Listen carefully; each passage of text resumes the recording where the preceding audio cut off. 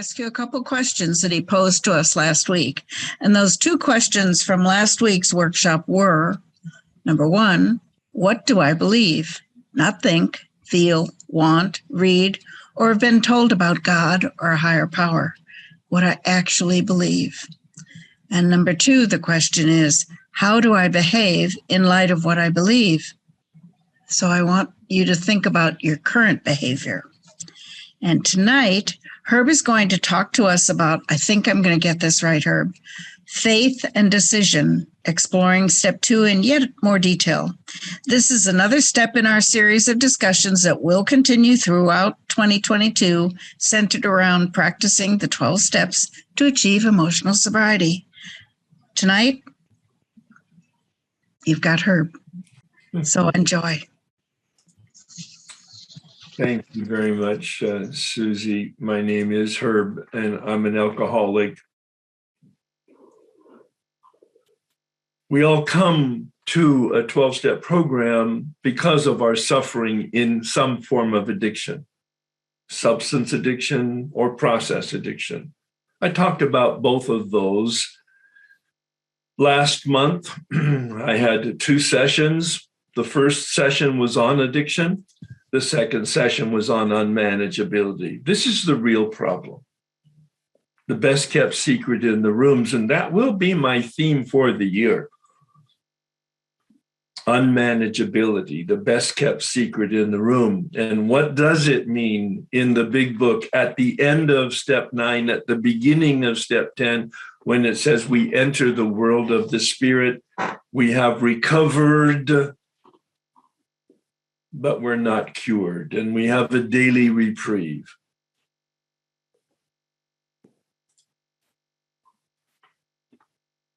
Bondage. I saw this cartoon in a New Yorker magazine over 40 years ago, but I remembered it and I incorporated it in all my work now because it really represents the pathetic state that we find ourselves in. If we're lucky, we're conscious of it. At first from addiction, but then second from unmanageability. The bondage is the same. The bondage of self is the same. The dynamic and the source of it is very different. I use a model for human development. I use this model for the approach to the steps. Each step and all of the steps. Who are we as human beings? Our structure tells us. Our structure tells us. We have 3 brains.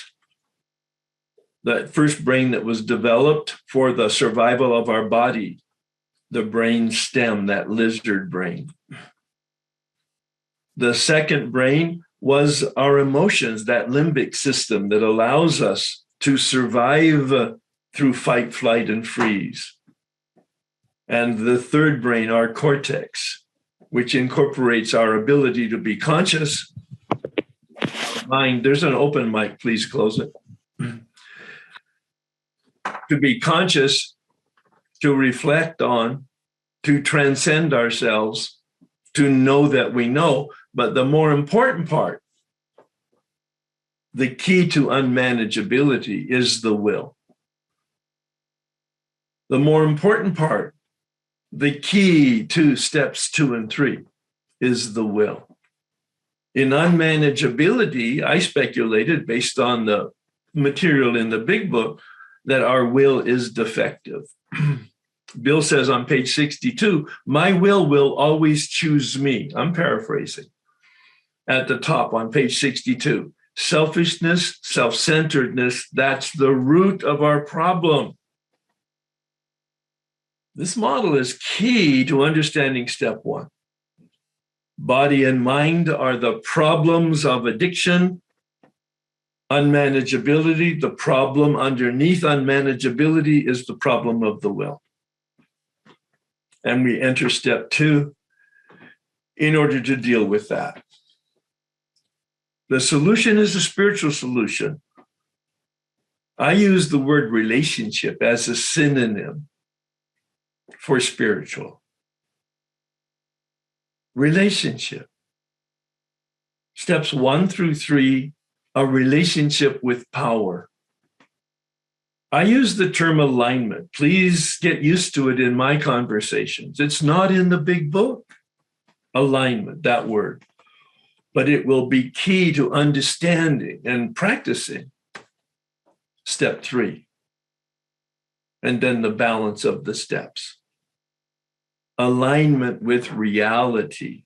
Alignment with power, alignment with the flow, alignment with the force, alignment with the source. You choose your words. And then to remove the obstacles in us to that alignment, that power in us, the sunlight of the spirit, and the obstacles in us, the clouds that block the sunlight. Steps 4 through 7, remove the clouds, diminish the darkness so that the light can shine in us and to us. Part of those obstacles is our relationship with others. And step 8 and 9 are the exorcism. Bill calls unmanageability the bedevilments on page 52. We looked at that again last month.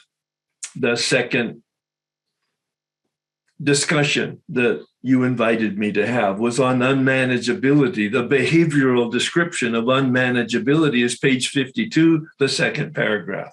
Those bedevilments and the exorcism of the first 9 steps is for the removal of and the change of those bedevilments so that I'm in alignment with power. I'm in alignment with reality. I'm in alignment with the flow.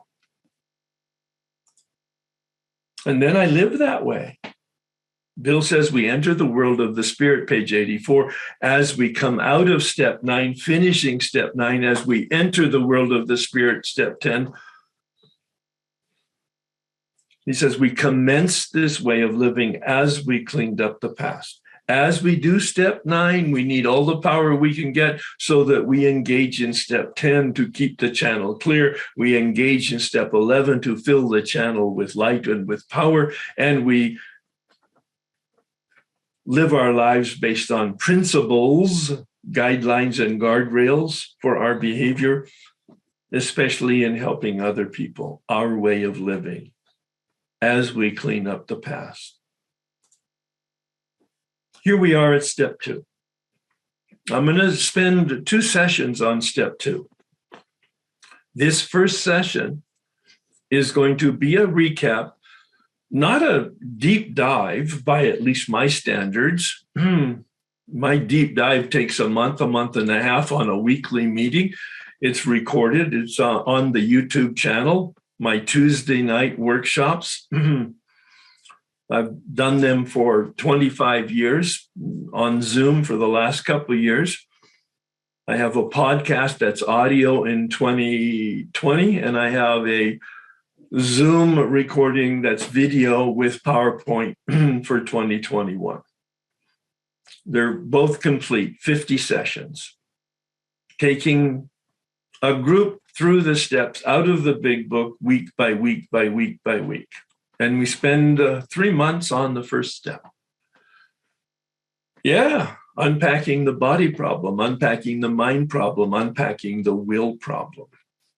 And then we spend a month on step 2 at least. Came to believe that a power greater than ourselves could restore us to sanity. That is such a mouthful. That is so dense and intense. I'll take 2 sessions to at least give us a context and a sense of what the big book says in chapter 4. Is God necessary? The big book says no. No, you don't need to use the word God. No, you can use the word higher power. God, no, the word is not necessary. You have to choose your own concept. And in the 12 and 12, Bill says, boy, if you have any trouble with the God word or concept, choose the group. What a gentle inclusive, welcoming approach. Use the group. They have some power other than what you have. They laugh. Their lives are in the flow. Their lives are in the solution, not the problem. Identify with the group and allow them to give you suggestions how to be in alignment with reality. Step 2 is a decision about power. You heard Susie offer you 2 questions. If you haven't heard them or haven't taken them seriously prior to this time that we have right now, right here, I hope you have a pen and paper. I want you to answer the first question, not the second question necessarily. If you've already done that, that's fine. I got sober in 1984. I became awake in 1988. Hugely different.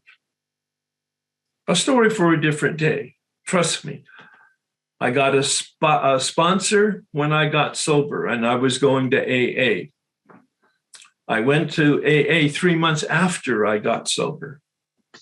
I didn't get sober because I prayed. I didn't get sober because I wanted to. I didn't get sober because I went to AA. Please hear that. I can't explain it. For me, it's a mystery. Step 2 is a mystery. I can talk a little bit about it. I can share with you my knowledge about the chapter 4 and my approach and my experience with step 2, but it won't be an explanation. It will be an observation. It will be a description. Chapter 2, we agnostics. Well, he's addressing people, he says, that are 50% of the people who come into the rooms. Agnostics and atheists. Perhaps we should understand that word, agnostic, and the other word, atheist. They come from Greek. Gnosis, the G is silent, Gnosis. In Greek, that's knowledge. And when you put an A in front of it, it means no knowledge or doubt. The real translation of agnostic is a doubter. There's an open mic, please close it. And the word theos in Greek is the word for God, comes from the original word Zeus, the father of the gods. And when you put an A in front of it, it means not God. So although an agnostic says there may or may not be a God, it's doubtful and it's unknowable, the atheist says, absolutely, there is no God. That's my absolute decision. Quite different, but Bill says, no problem. 50% of us were that when we came in.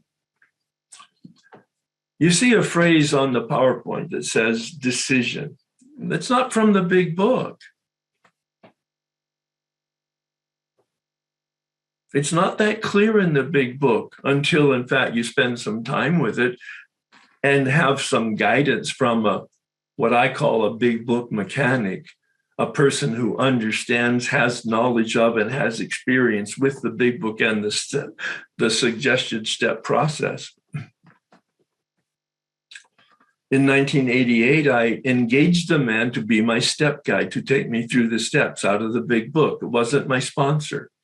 My sponsor was a capable sponsor in terms of living life and actually becoming a useful member of the 12-step fellowship. But he didn't know much about the big book nor the step process by at least my standards today. So when I heard a man share in 1988 about his experience in spiritual awakening through the steps, being guided by a man who was his step guide, words he used, I asked him to help me, and he did. And I had a powerful spiritual awakening. It started with an experience with the doctor's opinion, a very, very mild experience by today's standards. But up till then, for 4 years, I had believed I was an alcoholic because of the drama, blackouts and jails and hospitals and embarrassing moments. I thought the drama made me an alcoholic until I was confronted by the doctor's opinion and I saw that I have a body problem. In 1988, I understood why I was an alcoholic. I have a biological deficiency, My body's different. It doesn't process alcohol like normal people. 9 out of 10 people process alcohol without any problem. 1 out of 10, in the United States anyway, that's the science. 1 out of 10 have a reaction to alcohol that's not normal. Once they take a drink, they are biologically incapable of not taking another drink. It may be chronic every time, or it may be periodic, which tends to hide the truth of it a little longer, which was my experience. I got into that 4th step after skipping through steps 2 and 3, because don't you know, I was training to be a Catholic priest. I was in a monastery for 7 years, 7 years of silence. I know some stuff. I have a graduate education in philosophy, a graduate education in theology, and after I got out of the monastery, a graduate education in psychology. I know some stuff about human development. I know some stuff about spirituality. I have great vocabulary. So when I came to steps 2 and 3 in 1988, I blew by them because don't you know, I know. But it didn't prevent me from having a spiritual awakening in step 4. That's where it began for me, the spiritual awakening, column 4 of the resentment inventory. An amazing crack in the wall, an amazing parting of the curtain, so that I saw the delusion that I had lived with for 48 years. It was embarrassing, but it was also transformative. I finished those steps, finished my 9th step. 3 years later, I went through the steps again with another mechanic, and I had an experience with the mind, the obsession and the compulsion, and the strange mental blank spot. Another experience with step 1, but I blew by steps 2 and 3 because, don't you know, I was a monk. I know some stuff. The same prejudice, that same closed mind and closed heart that didn't allow me to see that I didn't see. But I had a powerful experience with column 3 of the resentment inventory. I hadn't had that experience in the first 2 sessions going through the steps. That first year I went through the steps on my own and I didn't change, but I didn't know that change was necessary or even possible or the process of change. That second time I went through the steps, I did have the change. It was a huge surprise because I still didn't know much about Appendix 2 and the spiritual awakening and the spiritual experience. This third time going through the steps, I had this experience with the mental obsession and with column 3 and some other aspects that don't need to be talked about right now. But the point is I blew by 2 and 3. So it's not important what you know, what you think, what you feel, or what you've experienced with step 2 in order to have a spiritual awakening. That's really the bottom line of all of that historical discussion, which may be so boring to you, but it's just so totally relevant to me.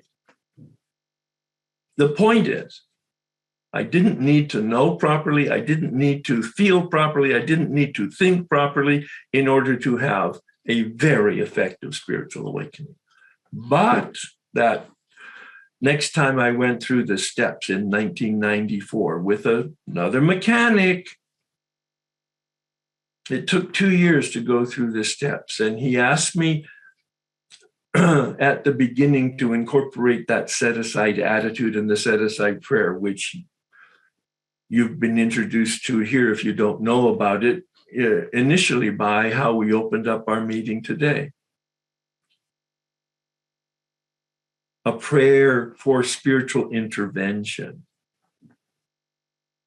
To the extent that I hold on to my information and my experience is the extent that I am prevented from having any new information and any new experience. The consciousness that created the problem cannot be the consciousness that solves the problem, a quote from Einstein. So this man gave me that. Then he took me through the bedevilments, as I mentioned earlier, on page 52, and the exact nature of the source of those bedevilments on page 62, and I understood and experienced unmanageability, which I believe all set me up for the two questions that Susie introduced you to, if in fact you hadn't heard them before. What is your current belief about God? I'm asking you now, right now, if you haven't done it, write down a word or a phrase or a sentence. That's all. As to what you currently, right here, as you're listening to me right now, what you believe. I'm not saying what you think or feel or know or what the big book says or your sponsor says or your religion says or your parents says or your culture says. No, not asking anything about anything outside of you. I'm asking for you to write down what you believe about God, higher power, spirit. What do you actually today, as we're sitting here? There's no right or wrong answer. There's just what you believe. That's what this man did to me when we came to the beginning of step 2. And then when I read that to him, he sent me home with another question. I'm sending you home, figuratively speaking, with the second question. You don't need to answer it right now. I prefer that you don't, actually. I prefer that you spend some time with the set-aside prayer and the set-aside attitude, looking at your belief and asking yourself this second question. It was a sledgehammer against the wall that cracked the wall, that pierced the curtain, that opened the curtain for me of my prejudice and my agnosticism and my atheism. How do I behave in light of what I believe I believe? I didn't just stutter. How I behave in light of what I believe, and I saw that I believed a delusion. That I believed was a delusion because I didn't behave as if I believed. I wrote out a theological treatise in answer to the question, what do I believe? It was as good that he said, the man I read it to said that that's poetry and worthy of being published, Herb. It's wonderful. Now go home and write out, how do you behave in light of that 10 years sober, having had 2 spiritual awakenings? And I was embarrassed when I began writing out how I behaved in light of what I thought I believed. And I discovered that I was a practical agnostic. I had to ask myself, so what is it? This power other than myself? Is it the healthy step? Some people talk about the tools. Yes, they're wonderful tools.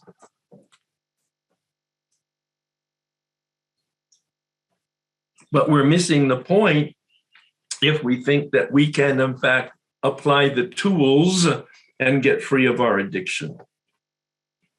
If there's any one thing that we can do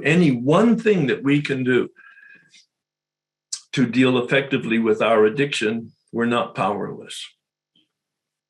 I'm black and white in some areas. Is it my higher self? And I hear lots of people talk about that. The best in me, managing the worst in me, to quote Dr. Berger. Wonderful, coming from a psychological standpoint. I have no problem with it. What's your thought about it? The Buddhists talk about elevating our consciousness through meditation so that we are in contact with our higher self, with our higher consciousness, with our true self. Is it the human spirit? Theologians and philosophers will talk about that. Is it the Holy Spirit? Many religious traditions talk about spirit with a capital S and even use the adjective holy. These are questions. There's no answers and there's no implied correctness here. Just questions to be asking ourselves. Page 45 in the big book introduces us to we agnostics, chapter 4, step 2. Lack of power is our dilemma. Our human resources as marshaled by the will, first time that Bill uses will and willpower, were not sufficient. They failed utterly. Lack of power is our dilemma. We had to find a power by which we could live. Notice, manage our lives, not to deal effectively with our addiction. Addiction's done here in step 2. Where and how are we going to find this power? Bill asks really powerful questions, 1 or 2 questions at the beginning of a new section for each of the steps, and I'll point that out when we come to it. Well, that's exactly what this book is about, page 45. Its main object is to enable me to find a power greater than myself, which will solve my problem. What's my problem? No, it's not my addiction. My problem's lack of power. That's what he says here on page 45.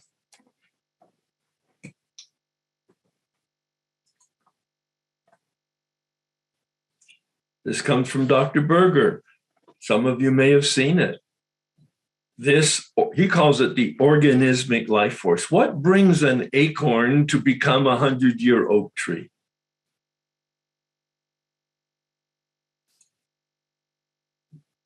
What gives it the life force to begin this growth over years and decades, maybe centuries? Step 2 is a decision about power. My concept. Bill winds the road from page 45 up to page 47. He starts introducing us to some logic and to some science and to some poetry and to some mental gymnastics and philosophy, and even some salesmanship. A decision about power. Finally, he leads us on page 53.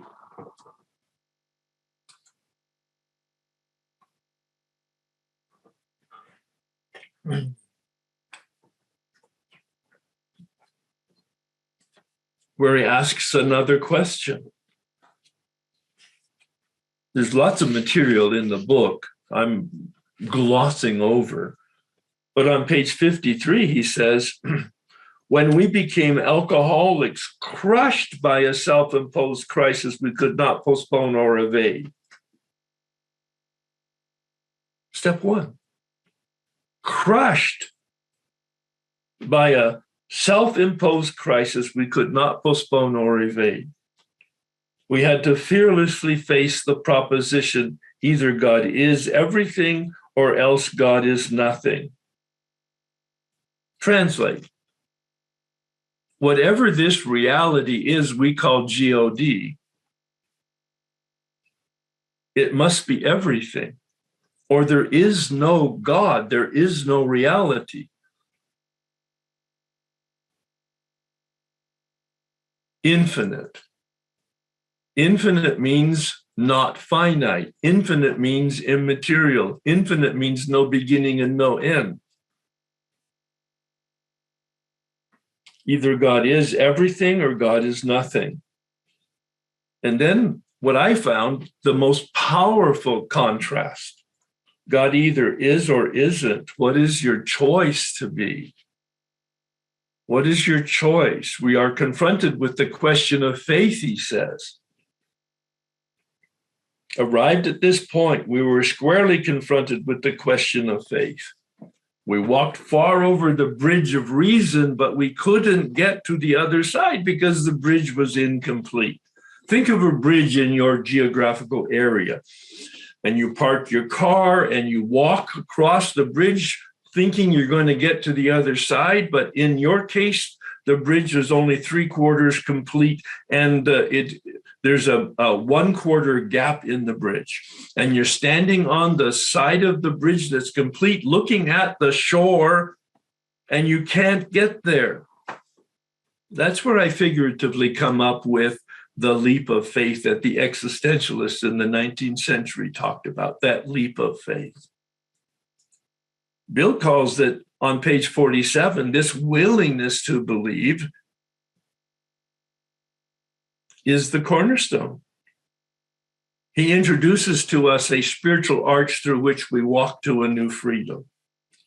It's a wonderful metaphor. A spiritual arch through which we walk to a new freedom. He reinforces that in step 3 when he talks about step 3 being the keystone. He brings it to conclusion in step 5 at the end of step 5 on page 75 when he says, we have now walked through the arch to a new freedom. I'm assuming he is implying that the foundation for this spiritual arch is step 1, that foundation of experience of the problem of the body, a problem of the mind, and a problem of the will. An experience of addiction, an experience of unmanageability, a solid foundation. On my own, I'm screwed. That's not in the big book. But he says here, we're confronted with the question of faith. So I did that. I confronted myself with the question of faith. What is faith? I looked it up. If you look it up in the dictionary, unless your dictionaries are better than mine, and I have 3 or 4 dictionaries that I look at, one from 1900, one from 1935, one from current, and I have Greek and Latin dictionaries. The dictionaries were very inadequate. Faith is belief, and belief is trust, and trust is faith. Did that help anybody? No, because we were defining words with the other words that we were defining. It didn't help me at all. It was like a snake chasing its tail. So what is faith? I finally came to see that faith is a decision. But that's because Bill led me there. Is faith a function of the body, emotion? No. Is faith a function of the mind, certitude? No. If I feel God's presence, God's presence. If I think and know God, God's presence. No, there's no certitude in faith. We are confronted with the question of faith. What is it? Well, Bill led us there on page 47. Do you believe, or are you willing to believe, at the very least, making a choice? On page 53, God is or God isn't, what is your choice?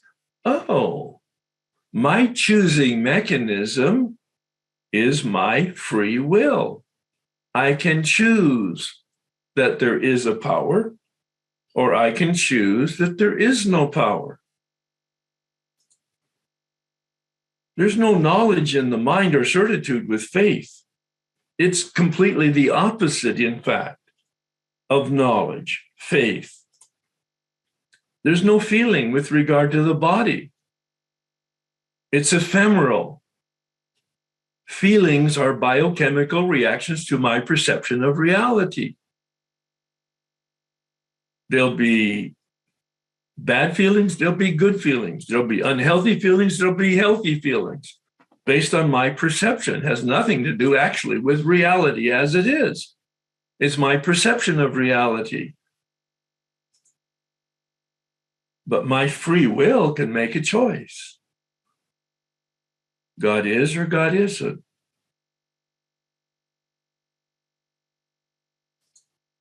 This is faith. But you see how empty that is? There's no certitude. There's no feeling. It's invisible. It's immaterial.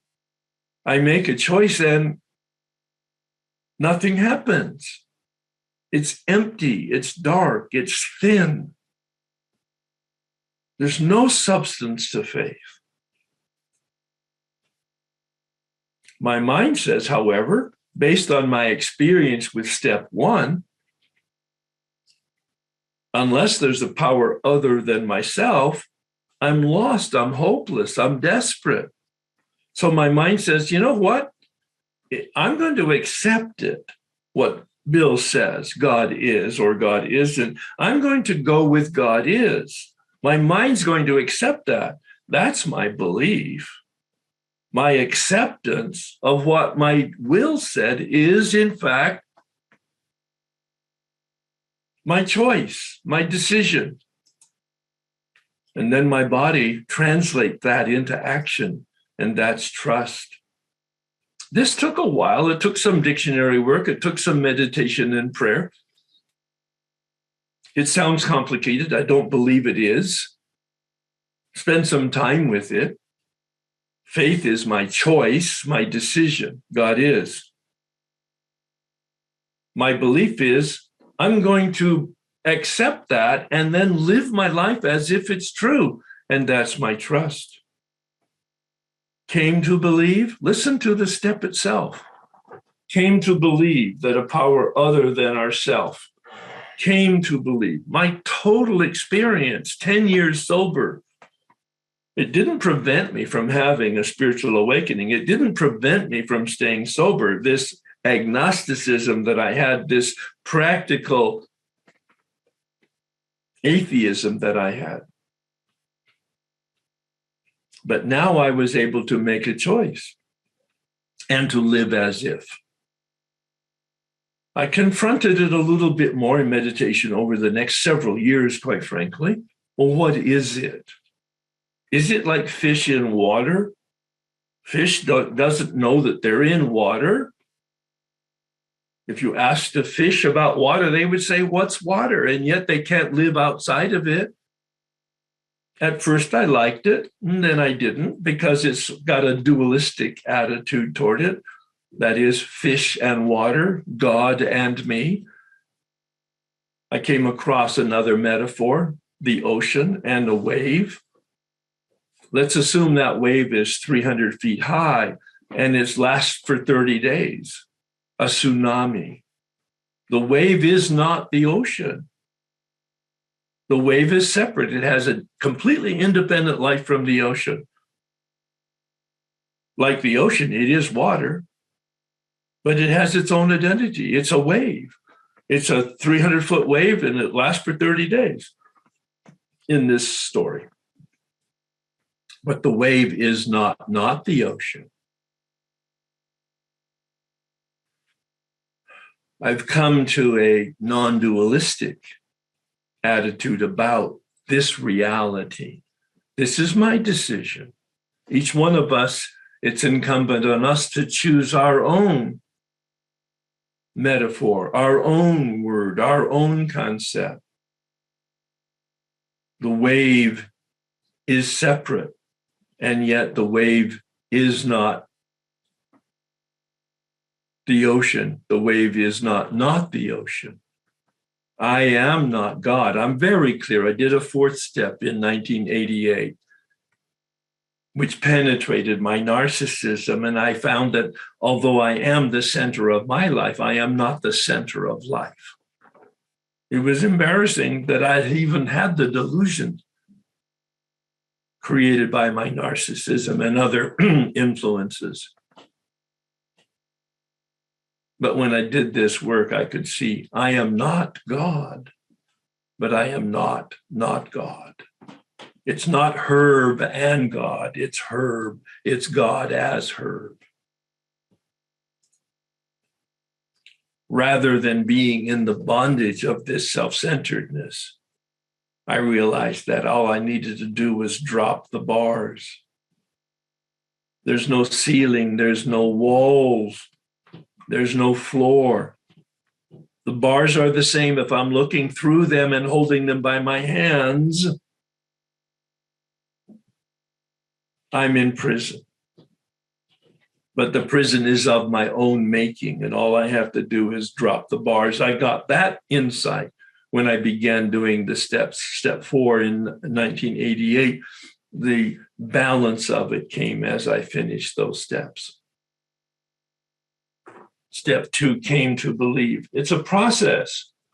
It's a decision that results in a process. That a power. What's that for you? What word or phrase captures it for you? Here's your assignment for the next session that we will have, and I'll explore pages 53 to 57, the final phase of chapter 4. What's your decision about power? What's your word, your concept? What do you want and what do you need? 2 words. What do you want and what do you need as a power in your life? Can it restore you? Does it have the ability? Does it have the power? Bill asks us there on page 45. I didn't read that when I read Lack of Power is Our Dilemma. He says, where and how are we to find this power? Those are questions for you. Where and how? He asks those questions on page 45. He answers those questions on page 55. And he talks about attitude. Look it up in a dictionary, attitude. Because he says, with this attitude, you cannot fail. And then one of the most misunderstood words in the rooms, sanity. I hear such garbage with regard to that explanation. Oh, I'm just crazy. I'm just an alcoholic. No, you're irresponsible and ignorant. I'm not judging you. I'm observing and defining my observation. You don't know what you're talking about. The word insanity in the big book has nothing to do, nothing, zippo, nada, nothing to do with psychiatric or psychological mental illness. It has everything to do with a spiritual disease. That we are vulnerable to an obsession and a compulsion. 1 out of 10 people in the United States. Maybe 5 out of 10 if you include all the addicts. But not 100% of the people have this insanity, meaning this vulnerability to an obsession that hijacks us without our permission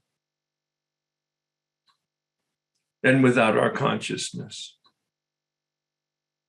It's what Bill means when he comes to step 10. I mentioned it at the beginning of my talk today, where he says on page 85, we've entered the world of the spirit. We are placed in a position of neutrality with regard to our addiction. But we're not cured. Not cured of what? No, it's not referring to our addiction. We're not cured of our unmanageability, at least that's my interpretation. We're not cured of our unmanageability because that's the human condition.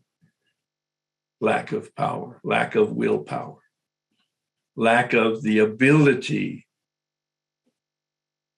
to be invulnerable to the obsession.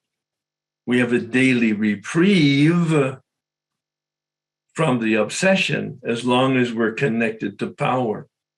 As long as your cell phone has been plugged in for a period of time, you will have power.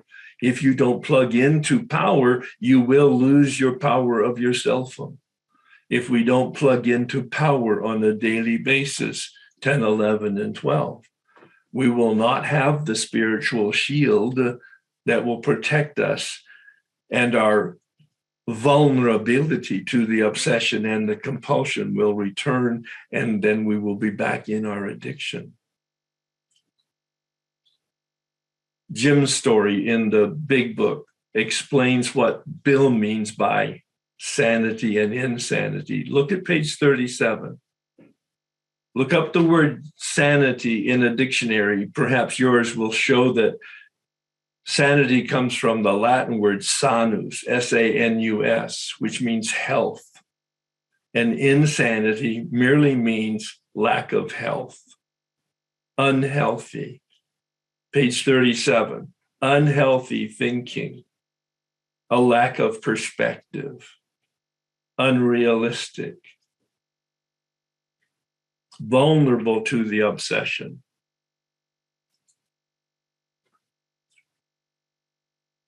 Answer the question, how do you behave in light of what you believe you believe?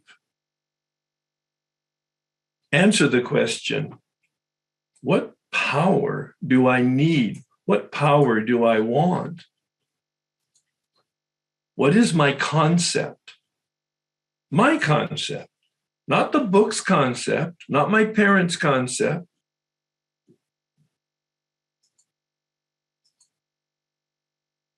How am I going to find power? Where? And how? Whoops, got ahead of myself there. And what does it mean to restore me to sanity? To restore means I had sanity at one point. In the terms of the big book, what does it mean?